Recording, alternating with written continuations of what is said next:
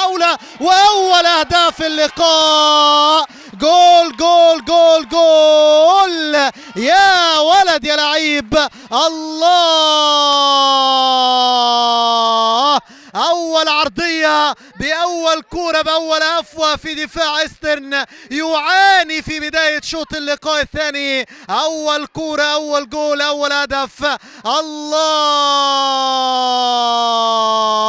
يا ولد يا لعيب، هو شيكو ولا مين اللي سجل اول اهداف اللقاء؟ كوره براسيه بامتياز من احمد عصام شيكو. يا ولد يا لعيب، العرضيه من الجهه اليمنى اتلعبت على طول على حدود الستة بالراسيه. يا ولد يا لعيب، لاعب الاتصالات السابق صاحب ال 23 عام يهدد بل يرعب دفاعات ايسترن كومباني، يعاني مع مطلع وبدايه شوط اللقاء الثاني. واحد النصر لا شيء ايسترن. اول اهداف اللقاء باول عفوه في دفاع ايسترن يعاني في البدايه وبدايه شوط اللقاء الثاني. مع الثاني دقيقة أول أهداف اللقاء، إيسترن يستقبل أول أهداف اللقاء في مرماه عن طريق أحمد عصام شيكو اللي صرناه كثيرا حتى أتى بمتعة كبيرة. أول أهداف اللقاء والهدف الوحيد حتى الآن.